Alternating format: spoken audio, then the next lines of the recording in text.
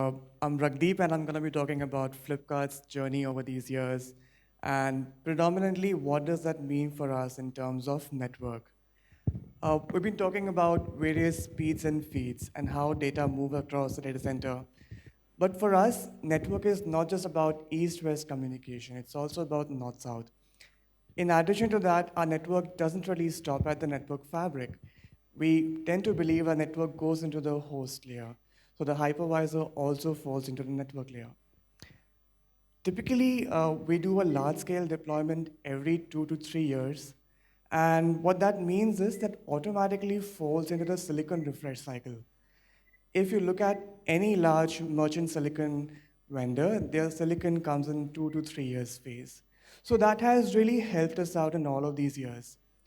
Come 2015, when we did our first MSDC, a data center capable of growing upwards of 75,000 bare metals in one location. At that time, the speeds and feeds that were popular were 40 gig. So our data center in 2015 was completely deployed on 40 gig technology, and downstream to the host, it was 10 gig based. And come last year, again, the silicon refresh happened, and all of our new deployments that went through were on 100 gig.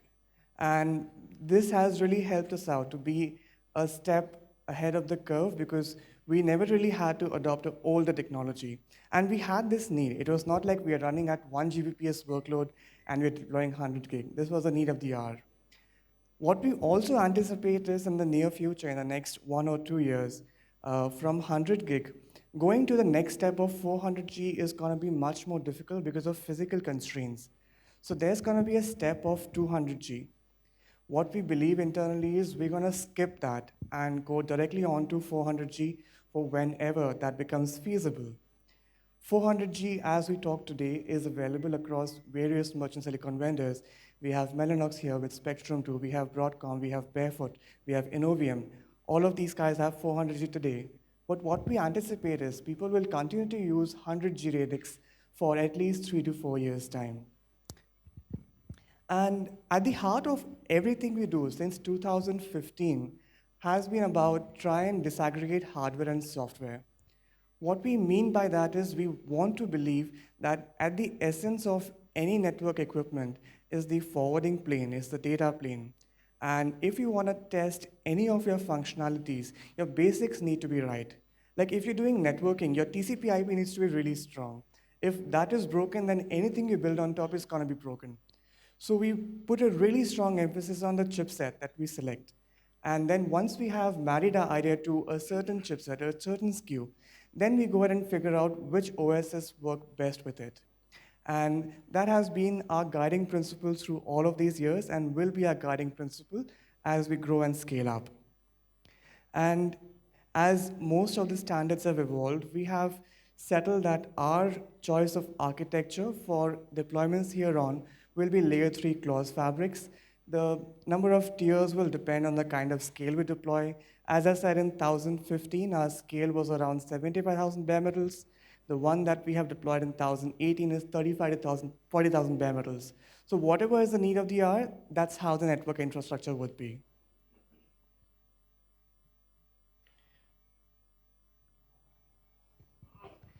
So I briefly spoke about clause fabrics. So these clause fabrics are pretty standard in nature.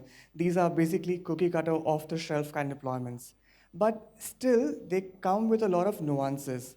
And we have a certain bucket list of features or bucket list of needs that we really go for. First and foremost, we try and stick ourselves to merchant silicon because they are predominantly like FMCG, like these are pretty commodity. And all the features that we really run in the fabric are present in these chipsets. So we want to stick to FMCG kind merchant silicon because it does a lot of good things. A, it gives us cost of economies. It gives us feature sets which have been driven by hyperscalers. So all of that really helps us out. Second is a little about ECMP. So clause fabrics are predominantly devices which interconnect to each other by bipartite graph. So these are nothing but devices interconnecting each other, and you need a protocol to stitch them all together. Now, Border Gateway Protocol, BGP, is what we run in the fabric, and ECMP is a way to spray traffic across all the available paths. Now, gone are the days when you have a certain portion of your network sitting idle, wait for something to fail. In our entire data center fabric, and with most hyperscalers, the network is always utilized. So our principle is to have a wide ECMP spray such that the blast radius for any failure, if at all, is really, really small. So we don't really fear failures. We design for failures and we bake that into our design from day one. And going by the same philosophy, we want to believe our infrastructure is being treated like a cattle and not as a pet. We don't want to be catering to a single device. I don't want to be worried about one of my devices in the data center being faulty or down. Rather, I want to think of my entire fabric, my entire data center topology, my entire region as a collective unit, such that if the health of the entire fabric is fine, even though there are some nodes failing here and there, we shouldn't be bothered by it. And that should be the design from day one. Now, all of these things cannot be done by hand, cannot even be thought of by doing by hand. So, automation and extensibility is at the heart of everything we do. And as we go forward, I'll talk a bit about what that means for Flipkart. Now, these are large fabrics, not as large as hyperscalers, but then for our scale, these are tremendously large fabrics where there are thousands of nodes. And there's a lot of critical metadata that goes into it. Now, we are completely IPv6, there's a lot of dual stack happening, there's a lot of convergence happening. So we completely automate the provisioning lifecycle of our entire network. So predominantly, when we deploy a data center, there is a zero human intervention. So just deploy the fabric plant, connect the devices, and the data centers come up by themselves. And this was a really important piece for us when we started on this MSDC journey in 2015. 2015 was a big year for us where we invested a lot in designing this entire ecosystem, and that has helped us a lot in 2018, where we basically relied on what we built then, and our 2018 DC just came up by itself. We didn't have to do a lot of work on that. Now, after the deployment, what is really important is to do the lifecycle management. And we put a really strong emphasis on ensuring our lifecycle of the entire fabric is properly maintained. If there are any failures, they are automatically detected. And we want to go on a journey where we can catch really, really complicated and critical failures, such as a gray packet drops in a fabric or anywhere in the data center. We can automatically heal and bleed that device and have the network come back to a normal state. Again, going back to the philosophy of treating your infrastructure as cattle and not be bothered by a single failure.